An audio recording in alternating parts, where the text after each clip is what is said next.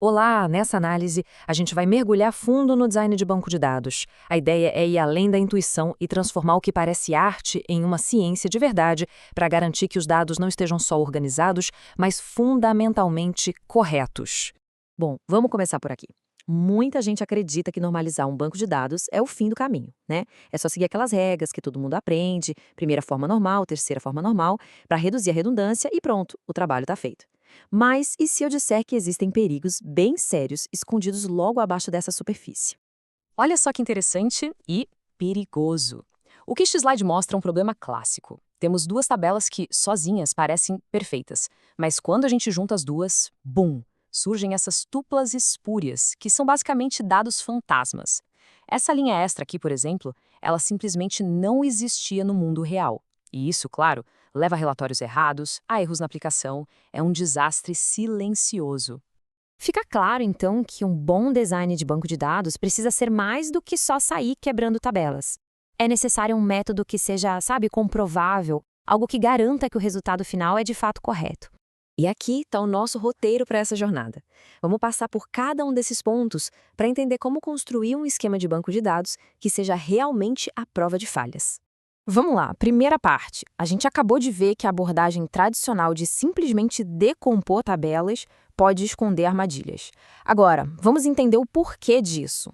Ok? Agora entramos na nossa caixa de ferramentas. Para resolver aquele problema das duplas espúrias, a gente precisa primeiro de uma linguagem, uma forma bem precisa de descrever as regras que governam os nossos dados. E essa linguagem se baseia nisso aqui, nas dependências funcionais.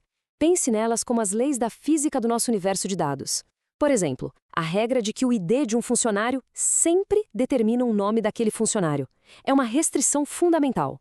O problema é que quando a gente começa a listar essas regras, a lista inicial pode ficar uma bagunça, cheia de redundâncias, de conexões que não são óbvias à primeira vista. Tipo aqui, se o ID do funcionário me diz o departamento e o ID do departamento me diz o nome do departamento. Então a regra de que o ID do funcionário me diz o nome do departamento já está ali, escondida. Ela é redundante. O que a gente precisa, então, é de um jeito de limpar tudo isso. E aí que entra a cobertura mínima. Ela é basicamente a versão enxuta e otimizada de todas as nossas regras.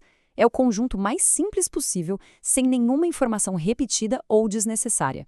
Essa é a nossa fonte da verdade, o nosso projeto final.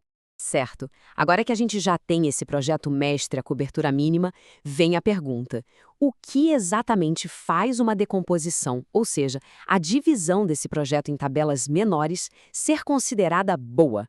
E a resposta está nessas duas regras de ouro que não são negociáveis. A primeira é a preservação de dependências. Isso significa que todas as nossas regras de negócio precisam continuar valendo nas tabelas menores. Nenhuma regra pode se perder no processo. A segunda é a junção não aditiva, ou sem perdas. O nome parece complicado, mas a ideia é simples. Ao juntar as tabelas de volta, o resultado tem que ser exatamente o dado original, sem inventar ou perder informação.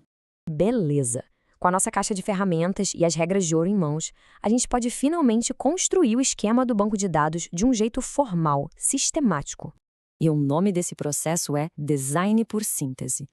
A sacada aqui é que, em vez de pegar um modelo grande e imperfeito para ir quebrando, a gente constrói um modelo correto do zero, usando apenas aquele nosso conjunto mínimo de regras como base. E existe um algoritmo para isso, o algoritmo de síntese 3NF. O passo a passo é bem direto. Primeiro, partimos da nossa cobertura mínima. Segundo, para cada regra daquela cobertura, a gente cria uma tabela.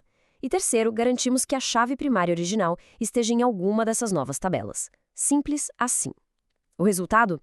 Um design que, garantidamente, segue as nossas duas regras de ouro. Agora vem a parte mais interessante.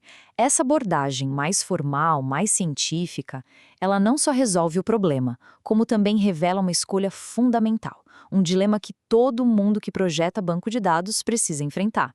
E o dilema está todo resumido nesta tabela. De um lado temos o nosso algoritmo de síntese 3NF. Com ele, a junção sem perdas e a preservação das dependências são garantidas. Do outro lado, existe um algoritmo de decomposição para uma forma normal ainda mais rígida, a BCNF. Ele também garante a junção sem perdas, mas olha só a segunda linha, ele não garante a preservação de todas as regras de negócio. E aí? E essa citação resume perfeitamente o problema. Às vezes, buscar o design teoricamente mais puro, que é a BCNF, tem um custo bem prático. O risco de não conseguir mais garantir uma regra de negócio importante diretamente no banco de dados. No fim das contas, a pergunta que fica é essa: o que é melhor? Um design teoricamente perfeito que pode, na prática, deixar uma regra de negócio importante de fora? Ou um design um pouquinho menos puro, mas que garante que todas as regras do negócio estarão sempre protegidas? A resposta? Bom, ela depende de cada caso, mas ter a clareza para poder fazer essa escolha de forma consciente, isso muda tudo.